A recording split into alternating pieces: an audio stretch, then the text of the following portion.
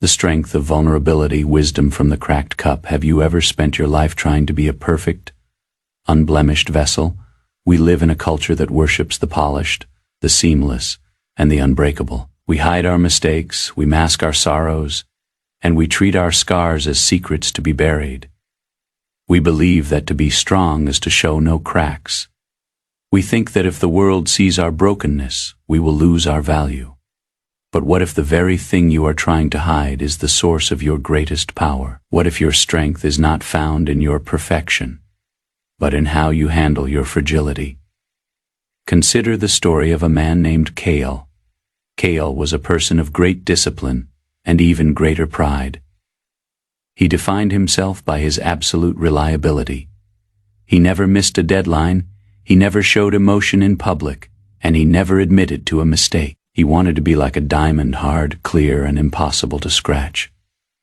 He lived with a constant, silent pressure in his chest, terrified that one day someone would see a crack in his armor. He was successful, but he was also profoundly alone. For no one can truly touch a person who is made of stone. One afternoon, while preparing tea for an important guest, Cale dropped a porcelain cup that had been passed down through his family for generations. It was a beautiful, delicate piece, and now it lay on the floor in 3 jagged pieces. Cale felt a wave of nausea and shame. To him, the broken cup was a mirror of his own secret fear that he was fundamentally flawed. He gathered the pieces, intending to throw them away. But a strange impulse led him to seek out an old potter named Master Sato, who lived in a quiet corner of the city. Master Sato was a man who worked with his hands and spoke with his heart. He looked at the broken shards in Cale's hands and didn't offer pity. Instead, he smiled. "This cup is lucky," he said. "Most vessels spend their lives being ordinary, but this one has been chosen to become something extraordinary." Cale watched as Sato didn't try to hide the cracks with invisible glue. Instead, he mixed a special resin with powdered gold. He carefully joined the pieces together, leaving thick, glowing lines of gold where the breaks had been. The process was slow and required immense resilience. When he was finished, the cup was no longer perfect in the traditional sense. It was scarred. But the gold made the scars the most beautiful part of the vessel. It was stronger than it had been before, and it possessed a unique, luminous character. "This is the art of kintsugi," Sato said. "In the West, you hide the break. In the East, we celebrate it. We believe that a history of injury makes an object more beautiful and more valuable. The crack is not a sign of failure. It is a testament to survival. It is the place where the light can finally enter." This is a profound mindset shift for our modern lives. We often view our vulnerability, our grief, our failures, our sensitive hearts as a liability. We think of it as fragility. But true integrity is not the absence of cracks. It is the courage to be honest about them. When you stop trying to be a diamond and start allowing yourself to be a kintsugi vessel, you find a kind of authenticity that the world cannot touch. The Stoics taught us that our character is forged in the fire of adversity. Marcus Aurelius once wrote that the impediment to action advances action.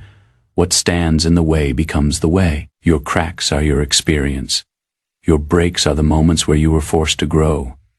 When you hide your wounds, you also hide your wisdom. When you mask your struggle, you prevent others from truly connecting with you. Vulnerability is the bridge that allows us to walk from the island of our own ego into the vast continent of human connection. To practice the wisdom of the cracked cup, you must first master the art of self-acceptance. This means looking at your past mistakes not as stains, but as the gold lines in your own history. It means realizing that your value is not determined by your ability to stay whole, but by your ability to stay open. In the silence of your own reflection, ask yourself, what part of myself am I trying to hide because I think it makes me weak? That is exactly the place where your gold needs to be applied.